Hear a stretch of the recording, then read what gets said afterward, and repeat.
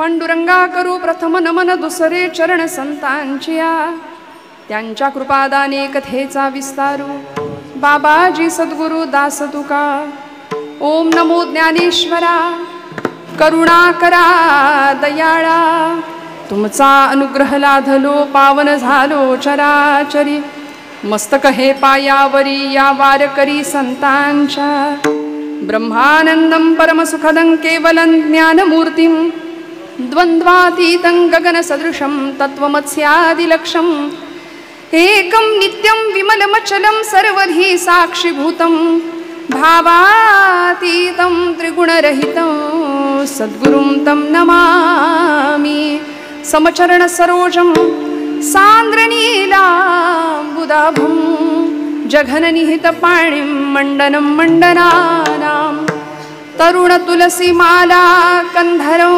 कञ्जनेत्रं सदयधवलहासं विठ्ठलं चिन्तयामि रंगा येई वो येई रंगा येई वो येई रंगा येई वो येई रंगा येई वो येई रंगा येई वो रंगा येई वो येई रंगा येई वो येई रंगा येई वो येई मिठाई किठाई माझे कृष्णाई कान्हाई मिठाई किठाई माझे कृष्णाई कान्हाई मिठाई किठाई माझे कृष्णाई कान्हाई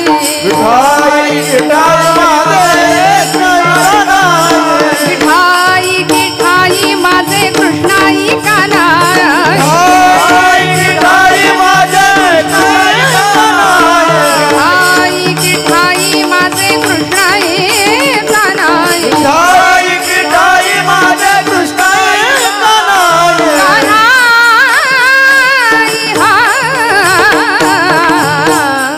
रंगा येई वो ये रंगा येई वो ये रंगा येई वो ये रंगा येई वो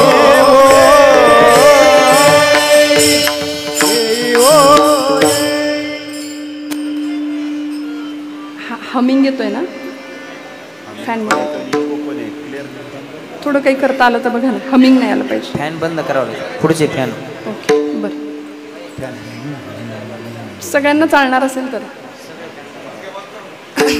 सगळे फॅन बंद करा एखादा चालू ठेवा फक्त एखाद दुसरा चालू ठेवा हा इथला आमच्या महिला वर्गाला राहू दे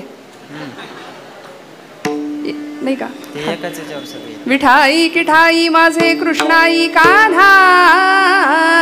रंगा ये ओ ये कर जोडुनी पायी ठेवी तसे माथा तुका विनवी पंढरीनाथा रंगी ओढवावी रंगकथा पुरवी मनोरथा माय बापा श्रोते तुम्ही महेशाची मूर्ती मी दुबळार्चितसे भक्ती बोल जरी गंगावती तरी स्वीकाराल की विठ्ठल विठ्ठल विठ्ठल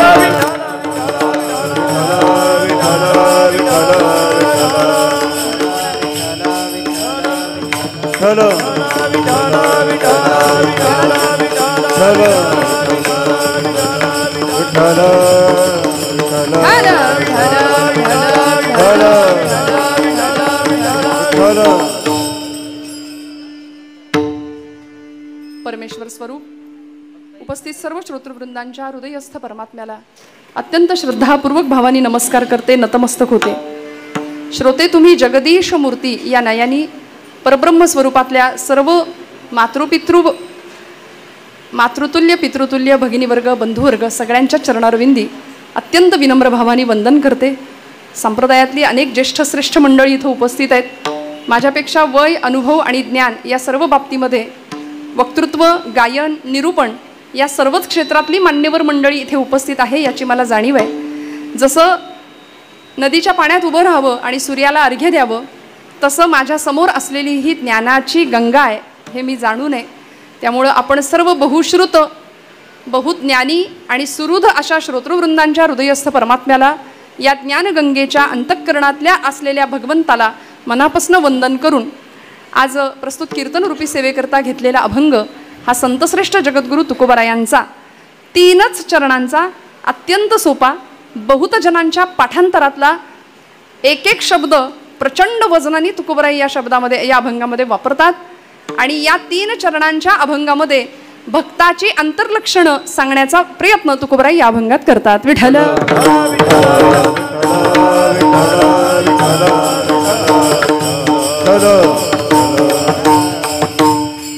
अभंगाची अर्थपूजा आपण बांधूया. अभंग 3 चरणांचा आहे. अभंग लहान आहे. 3 चरणांचा जरी असला तरी तो 2 चरण असणाऱ्यांसाठी दिलाय. हा मराठी भाषा अभंग असं साहित्य संतांनी आम्हाला दिलंय. महाज्ञान देती जगाला अभंग, जया भंग होई असा तो अभंग, जया भंग नाही असा तो अभंग. इंद्रायणी भीमेच्या काठावर या महाराष्ट्राचा इतिहास घडलाय श्रोते हो.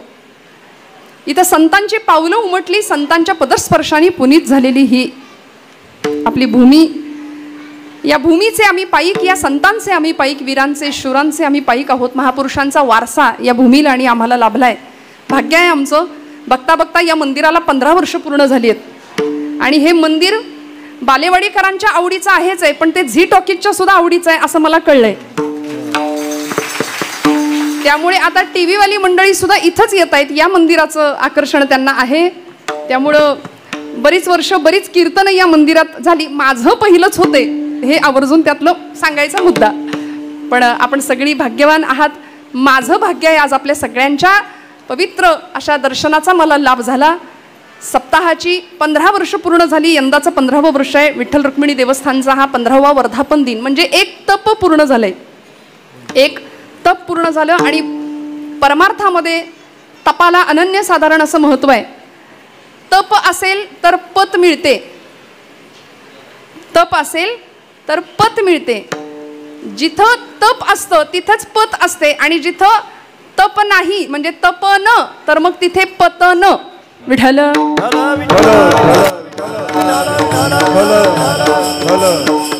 त्यामुळे आमच्या आयुष्याचं उत्थान करायचं की अधःपतन करायचं हे ज्याच्या त्याच्या हातामध्ये. आपण सगळी ऊर्ध्वगामी दिशेने प्रवास करणारी मंडळी आहात. ऊर्ध्वमूलम अधशाखम अश्वत्थम प्राहुरव्ययम छंदांसी यस्य पर्णानि यस्तम वेद स वेद गीतेचा 15वा अध्याय पहिला श्लोक आहे. ऊर्ध्व दिशेने आमचा प्रवास अध्यात्माच्या प्रांतामध्ये झाला पाहिजे. आणि अशा पद्धतीने आपण सगळी भाग्यवान आहोत. संतांवरती प्रेम करता म्हणून आपण इथे आहोत. आज आपल्या सगळ्यांचं दर्शन घेताना मला नितांत आनंद होतोय. आजचा दिवस नववर्ष उद्यापासून सुरू होते. चैत्र शुद्ध प्रतिपदेचा उद्यापासून मराठी नववर्षाला सुरुवात. हा आता बरीचशी मंडळी इंग्रजीच नववर्ष मानतात, त्याला आपण काही करू शकत नाही.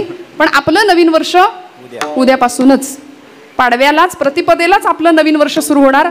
आणि त्याचा आजचा उपांत्य म्हणजे गत वर्षाला निरोप देण्याचा समारोपाचा दिवस.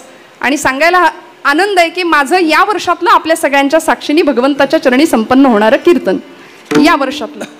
मला कुणीतरी म्हणलं ताई तुमचं शेवटचं कीर्तन. म्हणलं शेवटचं नाही, या वर्षातलं शेवटचं. उद्यापासून नवीन सुरुवात आपली. कारण इथं आता थांबायचं नाही. तुम्ही आम्ही खेळी मेळी गदारोळी आनंदे, हा आनंदाचा गदारोळ आहे हो. आम्ही सगळे भाग्यवान आहोत म्हणून आमची पावलं इथं येत आहेत. इथं यायला भाग्यच लागतं. जन्मोजन्मी आम्ही बहुपुण्य केले तेव्हा या विठ्ठले कृपा केली. आणि आज इथे माझ्या आजूबाजूला जी मंडळी आहेत त्यांच्या नावाचा उल्लेख करत गेले तर अर्धा तास अजून थोडा पुढं जाईल. यासाठी मी सगळ्यांचा नामोल्लेख टाळणार आहे.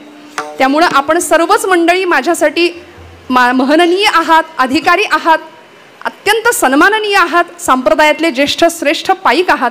गायन क्षेत्रातली नामवंत दिग्गज गुरुजी मंडळी इथं उपस्थित आहेत, ज्यांना आम्ही फक्त ऐकलं होतं आणि आज गुरुजींना प्रत्यक्ष त्यांचं प्रत्यक्ष गायन ऐकता आलं. आपण सर्वच मंडळी अत्यंत अधिकारी आहात. मनापासून सगळ्यांना नमस्कार करते. ज्यांच्या माध्यमातून मी इथं आले अशा आमच्या सविताताई तापकीर ताईंनी आळंदीवरनं फोन केला, त्यांच्या संपर्कातून आजच्या कीर्तनाचं सौजन्य ज्यांनी घेतलं असे सन्माननीय जालिंदर भाऊ बालवडकर आणि संपूर्ण बालवडकर परिवार यांना वंदन करते.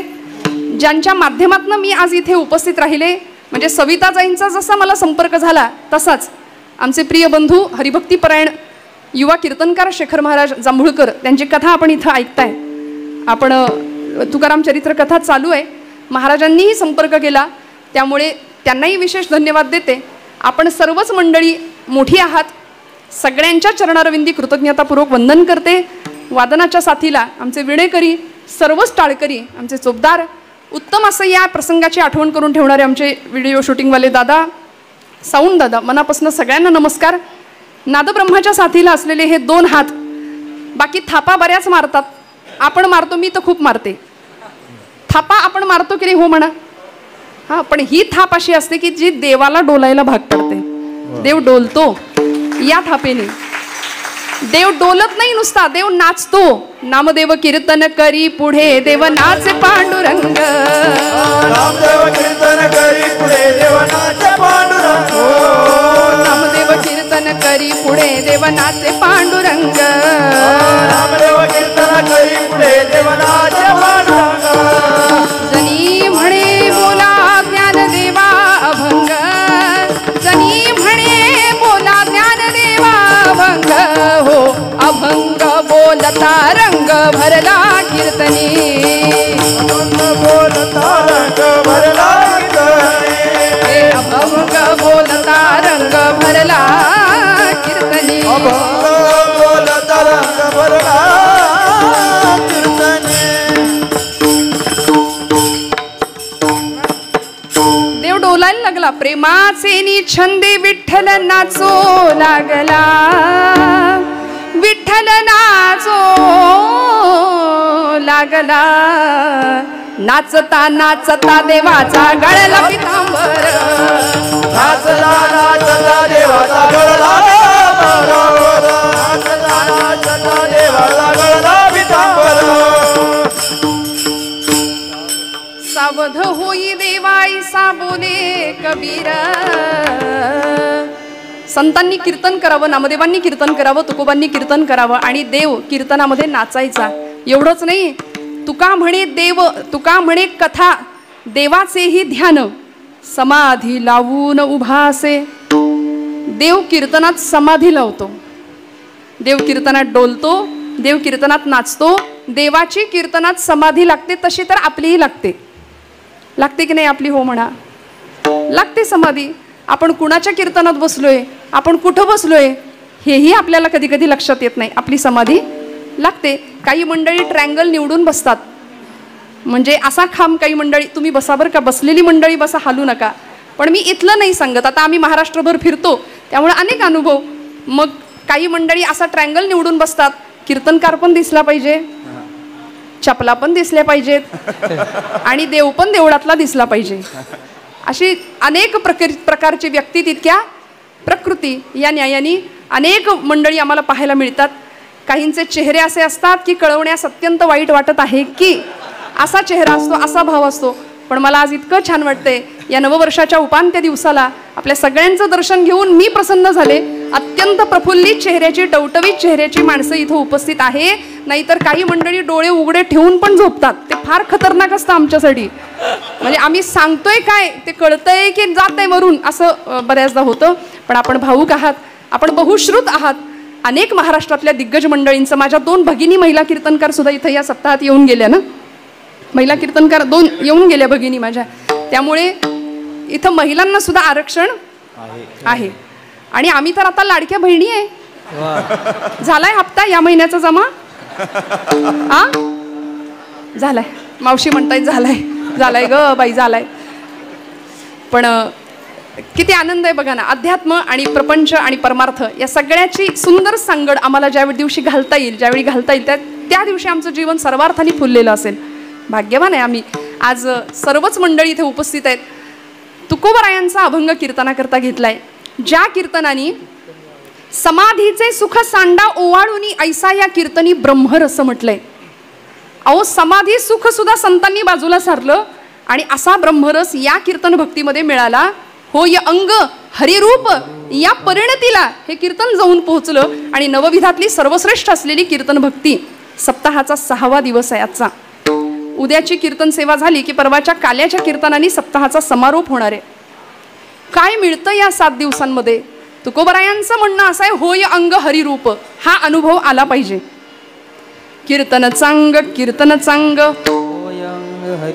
आम्ही भगवंताच्या जवळ गेलो पाहिजे. नवे देव आणि आम्ही 2 राहिलोच नाही पाहिजे. ही अनुभूती प्रत्येक साधकाला प्रत्येक भक्ताला आली पाहिजे. हे कीर्तन भक्तीची फलश्रुती आहे. कीर्तयति इति कीर्तनम. आणि कीर्तनामध्ये आम्ही काय करतो म्हणले, आम्ही त्या देवाचे गुण गातो. देवाचे आणि देवाचेच गुण गावेत. कीर्तनामध्ये देवाचे गुण गातो आणि देवाचेच गुण गावेत. 2 वाक्यात फरक आहे की नाही माझ्या? सगुण चरित्रे परम पवित्रे सादर वर्णावी ऐसी कीर्तन मर्यादा ही संतांच्या घरची. संतांनी मर्यादा घालून दिली. त्यामुळं भगवंतांचे गुण आम्ही कीर्तनात गातो. त्याच्या नामाचं, त्याच्या लीलेचं, त्याच्या गुणांचं कीर्तन म्हणजे संकीर्तन आपण करतो.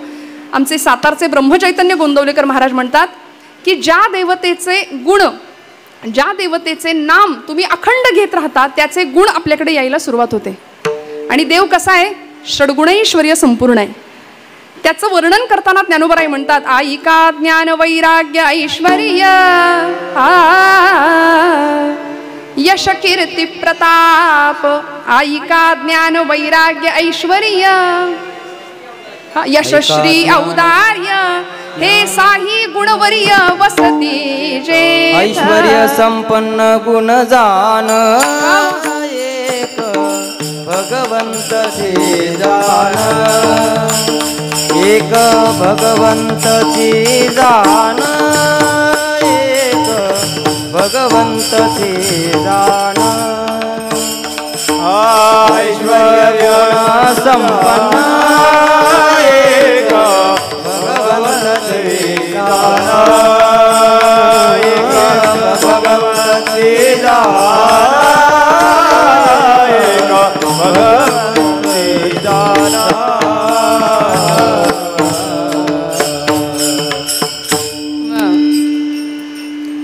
षड्गुणैश्वर्य संपूर्ण असलेल्या भगवंतांचा ऐश्वर्य 6 गुणांनी तो परिपूर्ण आहे. आणि त्या भगवंताचे गुण आम्हाला प्राप्त होतात.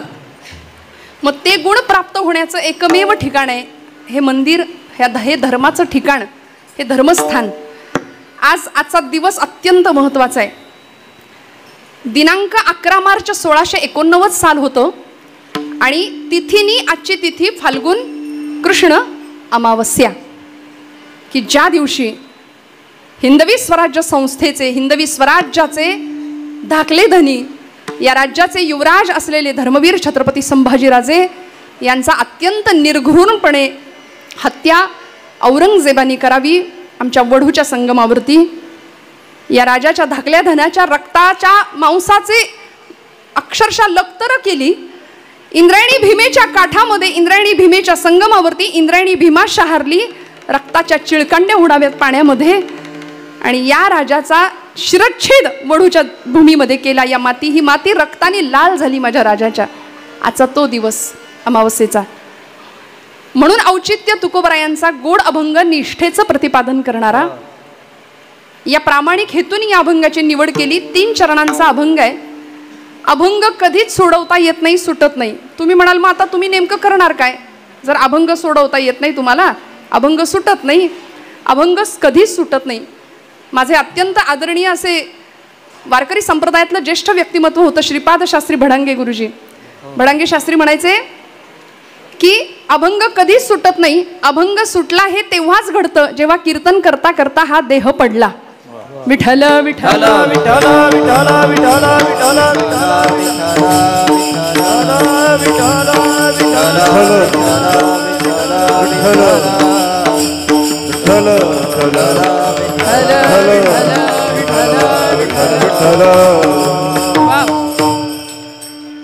त्यामुळे अभंग जो मुळात अभंग आहे त्याला कधीच भंग नाही.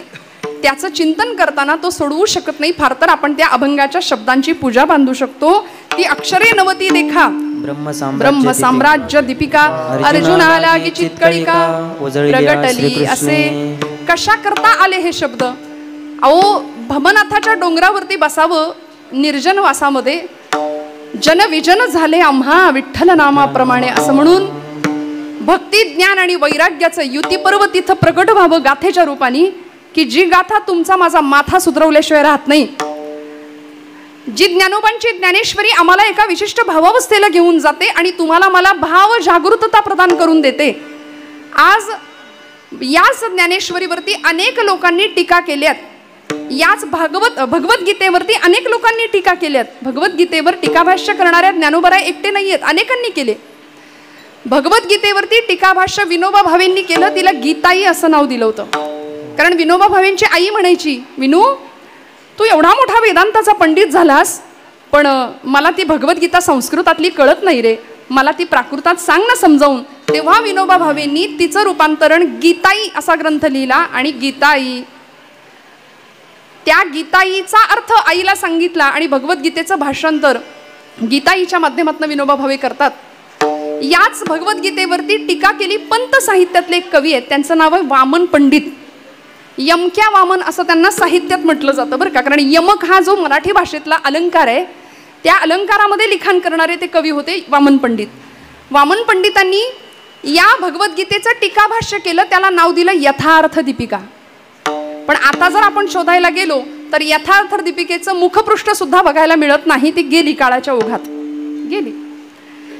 पुढच्या काळामध्ये याच भगवद्गीतेवरती स्वातंत्र्य चळवळीमध्ये स्वराज्य हा माझा जन्मसिद्ध हक्क आहे आणि तो मी मिळवणारच असं म्हणणारे लोकमान्य टिळक यांना मंडालेच्या तुरुंगामध्ये ज्यावेळी जावं लागलं, त्यावेळी मंडालेच्या तुरुंगामध्ये लोकमान्यांनी याच भगवद्गीतेवरचं भाष्य केलं, गीता रहस्य. मग आता ही सगळी टीका भाष्य असताना सुद्धा ज्ञानोबांचीच भगवद्गीतेवरची टीका आम्हाला का जवळ वाटते? आपल्यापैकी अशी कितीतरी मंडळी असतील, सगळीच आहेत असं मी म्हणणार नाही. माऊलींच्या ज्ञानेश्वरीचं पान उलटताना सुद्धा आईच्या मांडीवर बसलोय की काय असा भाव आला पाहिजे अनुभवायला, अशी घेणारी मंडळी बरीच आहेत. का हो माऊलींचीच ज्ञानेश्वरी आम्ही डोक्यावर घेतली? मराठी सारस्वताने, महाराष्ट्र सारस्वताने ज्ञानोबांच्या ज्ञानेश्वरीलाच मराठी संस्कृतीच्या गाभाऱ्यामध्ये आणि देव्हाऱ्यामध्ये का बसवलं असेल? याचं एकच कारण आहे, माऊलींनी भाव जाणला, त्याला नावच दिलं भावार्थ दीपिका. सगळं बाजूला राहिलं आणि ज्ञानोबा भाव जाणतात. विश्वाचे आर्त माझ्या मनी प्रकाशले, अवघेची जाहले देह ब्रह्म. सगळ्या जगाचं दुःख हृदयामध्ये घेतलं, तानपुरा चालू ठेवा विठ्ठल विठ्ठल.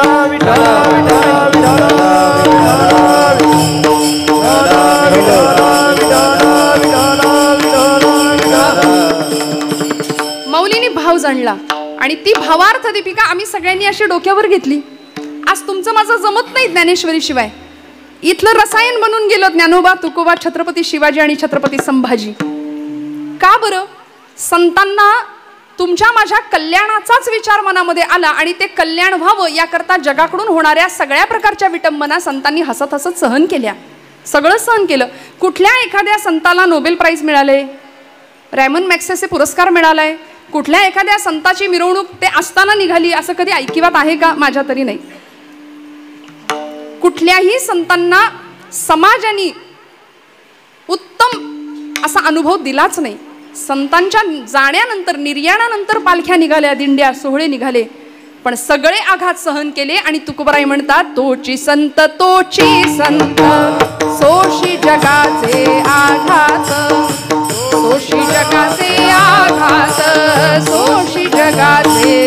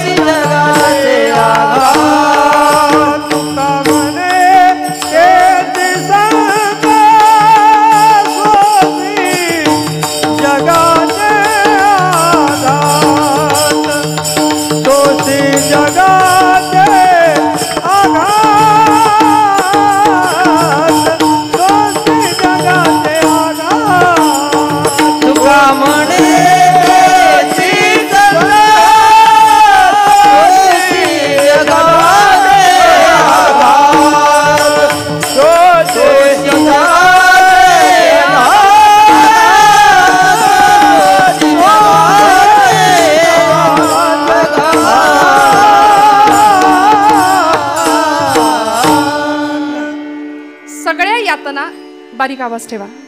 सगळ्या यातना, सगळ्या अपमान, सगळ्या प्रकारचे हाल हसत हसत सहन केले. तुका म्हणे तेची संत सोशी जगाचे आघात. सगळ्या प्रकारचे आघात सहन केले. का? कारण तुम्हाला मला उत्तम जगता यावं म्हणून दंडवत घालून जगाच्या कल्याणाची कामना केली. बरं का? दादागिरी करून नाही. दादागिरी तुम्ही आम्ही करतो. संतांनी दंडवत घातलं. जगाच्या शाश्वत कल्याणाची कामना भगवंताकडे संतांनीच केली.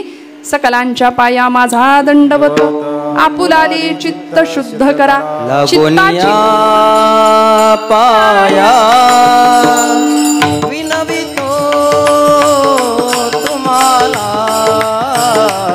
लागोनिया पाया विनवितो तुम्हाला. लागोनिया पाया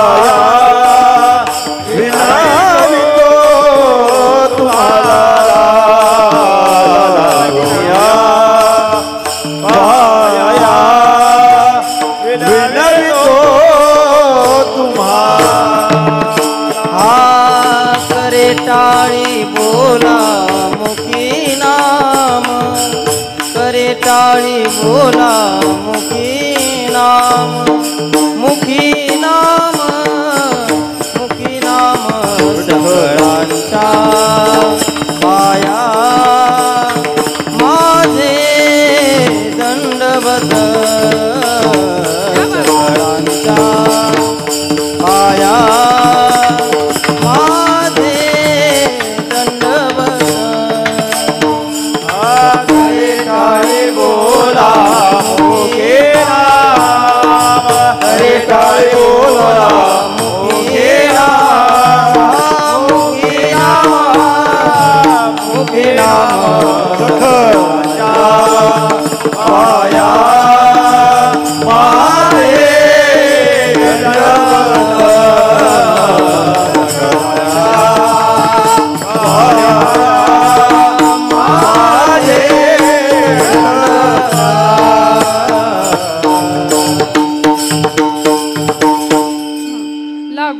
पाया विनवितो तुम्हाला.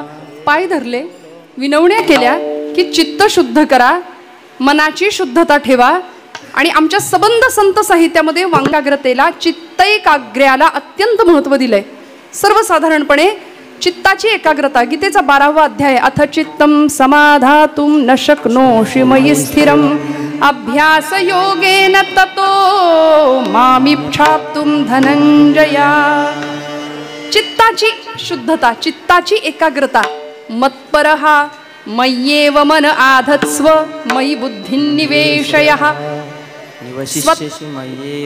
अत ऊर्ध्वं न संशयः.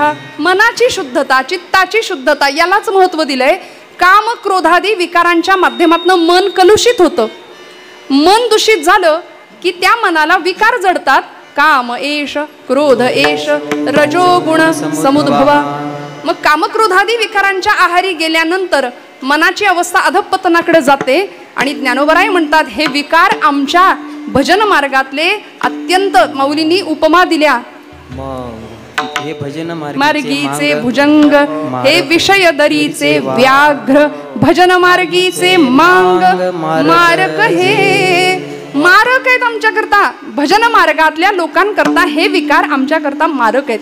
म्हणून या विकारांना दूर सारावं, चित्ताची शुद्धता करावी. आणि अध्यात्म मार्गामध्ये भक्ताकडं जे लक्षण असायला पाहिजे मुख्य, भगवंताला आपलंसं करण्याकरता, बाकीची सगळी लक्षणं बाजूला ठेवावीत. आम्ही तीर्थयात्रा करतो की नाही? करतो. जपजाप्य करतो का? जागे आहेत का आपण? आपण जपजाप्य करतो का? करतो. हातामध्ये माळ असते का? असते. हा फक्त टीव्ही समोर सुरू असतो सिरियल, रामकृष्ण हरी रामकृष्ण हरी रामकृष्ण हरी रामकृष्ण हरी. टीव्ही समोर आपण सिरियल चालू असते आणि मग आमचा जप चालू असतो. असं चालतं. चला ठीक आहे. प्रपंचामध्ये आमचं लक्ष जास्त गुंततं, नामामध्ये कमी.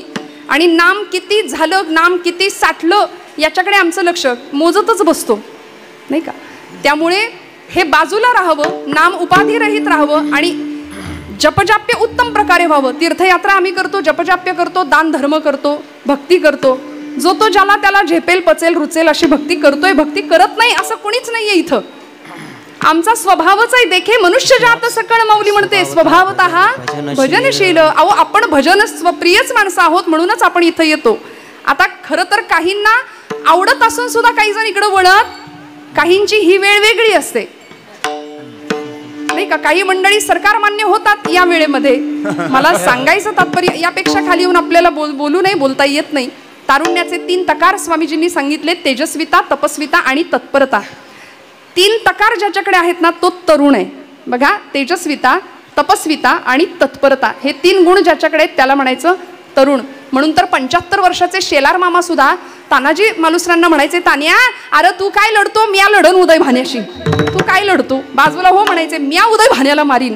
तानाजी मालुसरेंना शेलार मामा 75 वर्षाचे होते, कान्होजी काका 85 वर्षाचे, भीष्माचार्य होते, पण तरुण तडफदार व्यक्तिमत्व. मला असं वाटतं वयावर नाही तारुण्य, या 3 गुणांवर स्वामीजी सांगतात, तेजस्विता, तपस्विता आणि तत्परता. त्याला म्हणायचं तरुण. पण आजचा तरुण संध्याकाळ झाली की धरून आणावा लागतोय. त्याचं काय करायचं का हो, आमच्या निष्ठा पक्क्या नाहीयेत. याचं कारण हे भरकटले पण आले, संभ्रांत अवस्था आहे. मग आम्ही भक्तीचे अनेकविध प्रकार करतो. अहो भागवतकरांनी 9 प्रकार भक्तीचे सांगितले. श्रवणम, कीर्तनम, विष्णू स्मरणम, पादसेवनम, अर्चनम, वंदनम, दास्यम, सख्यम, आत्मनिवेदनम. श्रवणापासून सुरू झालेली पहिली भक्ती. श्रवणाच्या मिसे बैसावे येवोनी साम्राज्य भुवनी सुखनांदे. श्रवणापासून सुरू झालेली भक्ती पोहोचली आत्मनिवेदनापर्यंत. आणि आता तू आणि मी भेदच नाही शिल्लक राहिला, असा अद्वैताचा विलक्षण साक्षात्कार संत मांदियाळींनी घेतला. त्यामुळे आम्हीही हे भक्तीचे सगळे प्रकार करत असतो. पण आमच्या भक्तीमध्ये भाव सोडून बाकी सगळं असतं. त्यामुळे भाव हा भक्तीचा सौभाग्य तिलक आहे, सौभाग्य कुंकुम तिलक आहे. त्यामुळे भावानी केलेली भक्ती भगवंताला जास्त प्रिय ठरते. मग असा भाव, अशी भक्ती तुमच्या विठ्ठल विठ्ठल विठ्ठल